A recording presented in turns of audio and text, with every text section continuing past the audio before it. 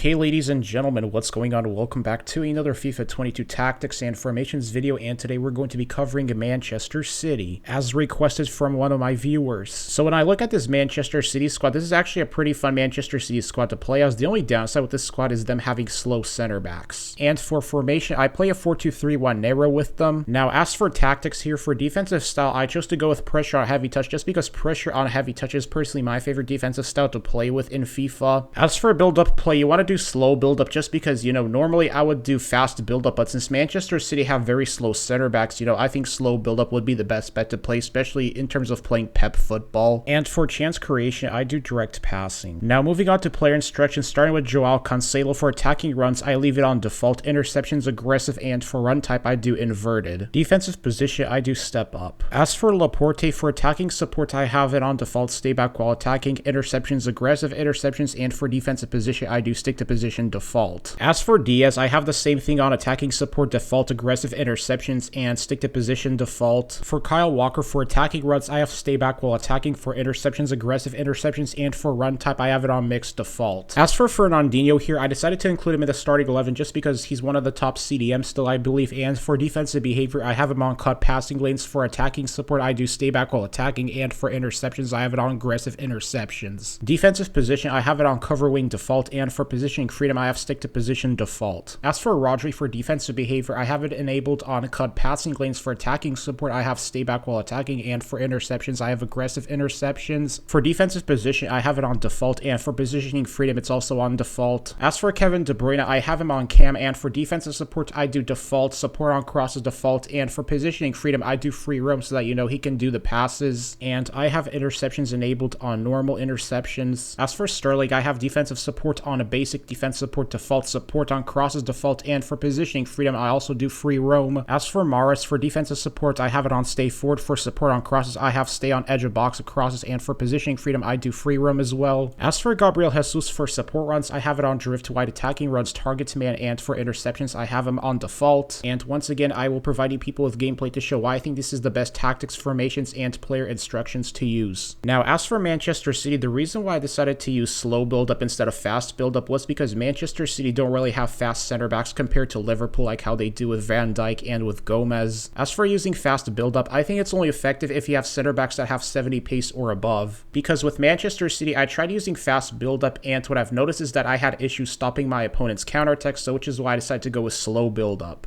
And I personally think this system suits Manchester City best in FIFA just because, if they had fast center backs, I'd probably make a video saying that you should use fast build-up instead of slow build-up. However, in FIFA 22, that's not the case. And with this slow build-up formation, I noticed that it was much easier to attack your opponent's defense with this Manchester City squad just because you can play a possession-based style of football. I think that's the best one to go with. But if you choose to play with this type of formation tactics for Manchester City, then I highly recommend not holding onto the ball for more than 3 seconds because, for example, if you can do a quick tiki-taka passing, that can confuse your opponent. And if you instruct your players to go forward, then that's going to just confuse your opponent's defense, and you're going to be able to find holes in your opponent's defense. And that way, I think it's going to be much easier to be able to defend your opponent's counterattacks with the City squad. One example I have here is with Mahrez. So as you can see, I'm patient with the ball. I'm scanning to field to see if I can find space, and I managed to find De Bruyne here in the box open, but unfortunately, for some reason, that was offside. And here's another example with Gabriel Jesus. I passed the ball off to Fernandinho. I find to Mahrez, and once again, I'm able to find Kevin De Bruyne wide open inside the box, but as you can see, I'm shielding the ball until Kevin De Bruyne makes the right run. I shoot the ball with him, but that gets saved. And as you can see, I'm down 1-0 just because I conceded a really stupid penalty. I don't know how that was a penalty, but regardless here, Fernandinho does a through ball to Sterling, but Emerson is closing down that wing, so I do a pass off right here to Mahrez, who passes off to De Bruyne. He's able to shake off his defender and make it 1-1. And one player that's really fun to use in this type of formation and tactics for City would have to be Kevin De Bruyne, because when the time is right, he's going to make a run inside the box, and then you can go for an easy goal with him. So anyways, ladies and gents, that's the video here. Hope you enjoyed this. Like, comment, subscribe, and stay tuned for more videos.